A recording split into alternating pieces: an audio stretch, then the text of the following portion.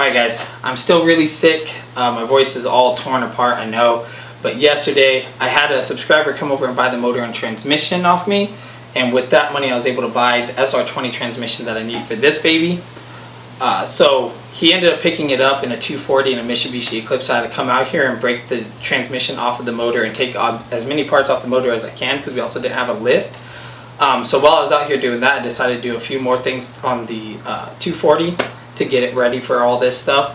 But I was too sick and too tired to film it, so I just got it done and out of the way. So I'll just walk you guys through what I did yesterday without filming, and then I'll let you know what we're going to be doing today.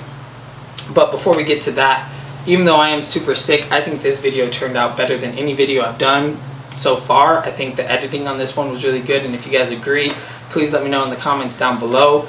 And hit subscribe. 60% of my viewers are not subscribed to me, which I think is so weird. And if you guys want a chance to win a Classified Lifestyle t-shirt, I've been giving these away for the past couple weeks. If you want to win this one, go ahead and share the video and leave a comment down below, and then I'll randomly pick a comment, and as long as that person shared the video, then they win the shirt. So thank you guys so much. Here's the video.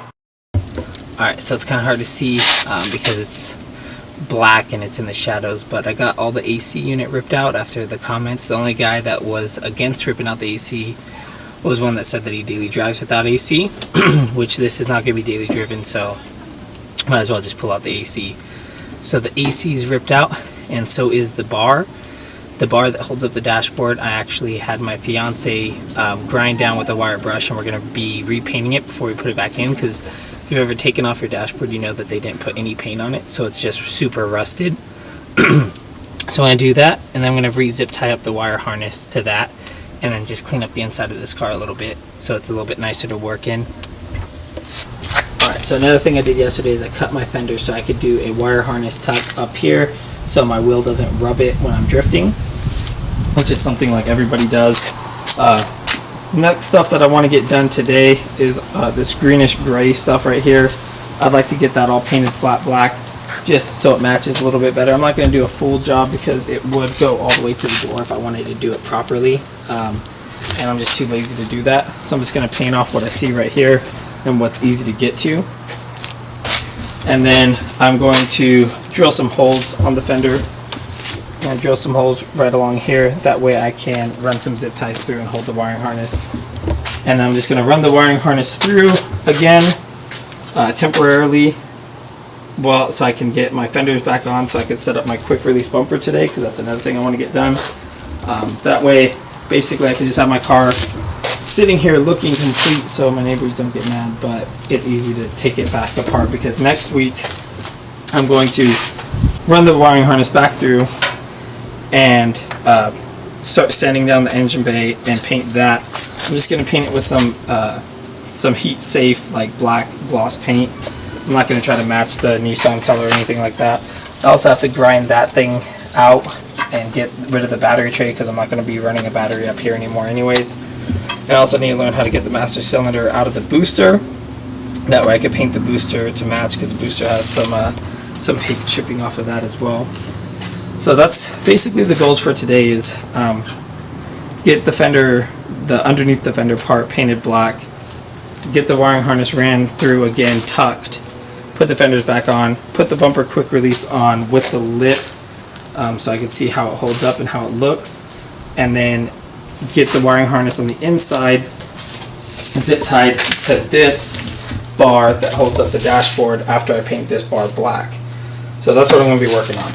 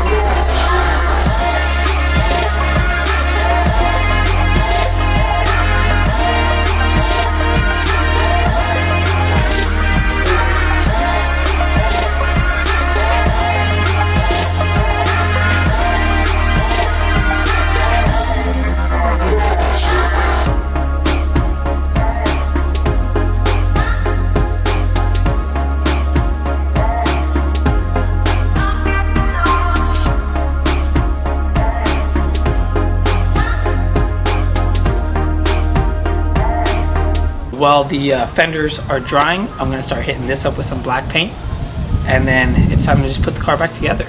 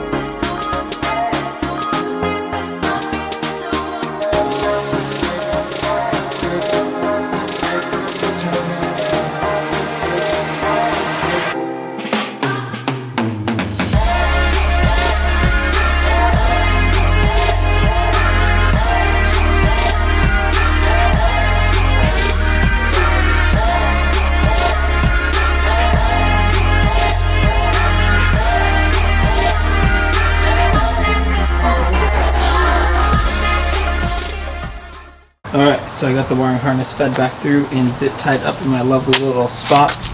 You can see right there. So I've got it all zip tied up. If I was smarter, I would have put one up right there as well. But the best part is I could just always add more. So there you go. Wiring harness is all fed up. The car is painted black again, and it looks so much better just with that right there. The bar that goes behind the dashboard is also painted all black. So now it's just time to put it back together. So basically when I put the fenders back on, I'm just going to use two nuts, one at the top and one at the bottom to hold it up there. And then I'm going to zip tie it at the bottom, probably the furthest one, not the close one, just the furthest one right there. I'm going to zip tie it. And then as for the bumpers, when I put it on, I'm going to put the bumper up here and I'm just going to zip tie one right here and one right there. And then the rest of the bumper will be held on with the quick releases, which you'll see, and the lip, which I'll also show you how I hold that on.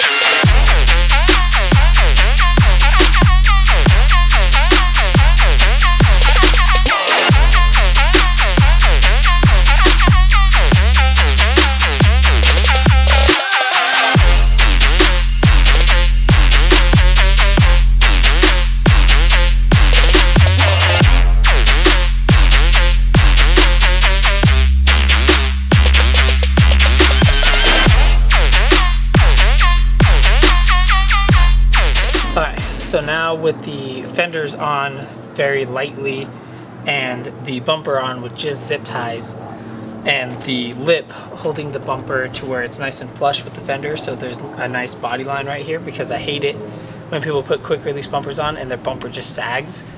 It looks really gross, really tacky. So I'm having my lip hold my bumper at the bottom, and then what I'm going to do is just add a bumper quick release just right here. Alright, so I'm going to go get some tape it up, line it up, mark it, drill it, and then we're good to go. Alright, so I'll walk you through what I'm doing on this side. It's just the same thing on the other side. First things first, I'm going to tape up the area I'm going to be drilling. Alright, so the corner is where everybody puts them, but I think that's where it looks best, so that's where I'm going to put it too. So I laid down my tape, And now I'm going to put them where I want them. And the way I'm going to do is I'm actually going to put the one on the bumper first.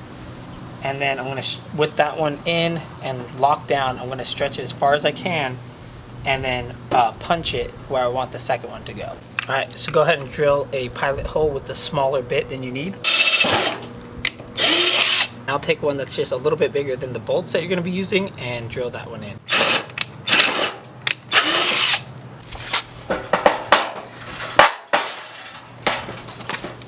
Okay, so that's where having a quick release bumper really helps because I could not reach it from underneath, so I just yanked the bumper off.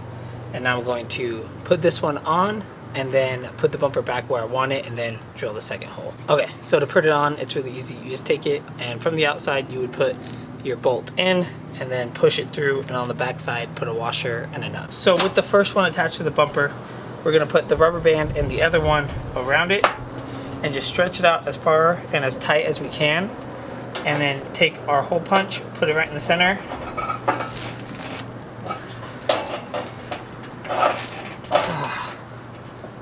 And, well, it didn't punch, but at least it left a mark for us to guide.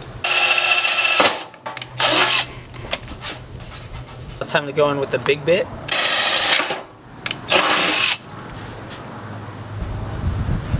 Alright, so now this next part is optional, but while your tape is still there and you can see the raw metal that you just drilled away at, go ahead and just hit it up with some black spray paint or primer or any, whatever your car color is.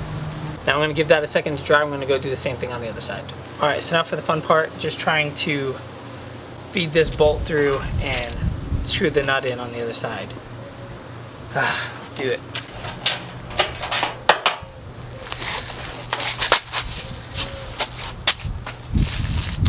Okay, so just like that, the bumper quick release is done, and it's actually a quick release bumper. It doesn't just have the bumper tabs. It really does come off quickly. So that's how you do it properly. Okay, and actually right there is where I cut the video for today because I was just too sick, and when I did the other side, I did not line up my bumper quick releases equally, like at all, because I was just too sick and it was really hot and I was just rushing to try to get done. So I just wrapped up for today, and that's where I'm going to leave that. So next week I'm going to steam clean the whole inside of the car, clean up the carpet, the seats, everything really, really good. I'm going to put the bar back in, zip tie up the wiring harness, get the inside nice and cleaned up and ready to go. And then I'm going to sand the engine bay down and get that painted too. And then the next week I'll either be starting a rebuild on the SR20, or I will be fixing my dashboard and maybe doing a few other interior stuff. I just haven't really decided yet. If you're curious to where we're at on the budget, so far everything I put into this motor, including getting the motor, getting the transmission, getting all the rebuild parts and everything like that, we're at right around $750. So I was able to return the water pump, oil pump, and timing chain. And with that money instead, I'm just going to get a water pump because I know that those go out before the other two things. Like the timing chain is fine, and I'm sure the oil pump is fine too. I'll just clean it up really good. Instead, what I'm going to do is these cams look like they've been pretty abused, and I mean in a drift car, what else do you expect? Like they have a lot of like temperature like marks on them and stuff like that.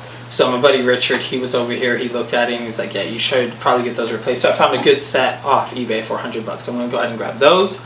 And then I'm going to grab some rocker arm stoppers because the guys at Mighty Car Mods did that. And I've had 2 subscribers now comment down below telling me that I need to get those, and I will thank me later.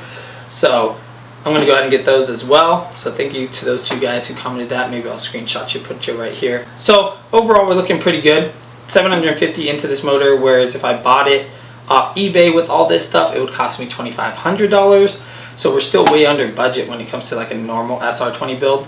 However, I still have about $1,000 I need to throw into this car to get it ready for the swap, but that's $1,000 that I'd have to spend even if I did buy a complete motor and transmission that was perfectly good off eBay. Because just stuff that my car wouldn't have, like intercooler piping, and like the SR20 igniter and other like little things, just a lot of little things adding up basically to get this car ready, new motor mounts and stuff. So we still do have $1,000 to throw into this. So please just keep showing your love, keep hitting likes, keep subscribing. 60% of my viewers, like I said, aren't even subscribed to me. That's crazy. And buy my merch. I mean, all this money goes straight back into these cars. And this build has been going way faster than any of my other videos. So if you guys like that and you want it to keep going faster, the more budget I have, the faster I could get parts, the faster I could do more work on it. So that's that. I am working with the guy right now to get stickers made up. So I'll be designing those stickers and putting them up on Facebook and getting your guys' opinions before I make a final decision, because I want to make stickers that you guys want to buy. I don't want to make a bunch of stickers and you guys be like, oh, those are lame, you know, I don't want to buy those. So I'll be posting up pictures on Facebook to get your guys' opinions before I get them made. And then I don't know the pricing yet. I have to figure that out still, but I'm going to try to keep them as cheap as possible for you guys, and also make a good enough profit to have money to throw back into the car so you guys can directly be helping the builds. So anyways, that's enough rambling for today. Thank you guys so much for watching. This has been Spiff, and I'm out.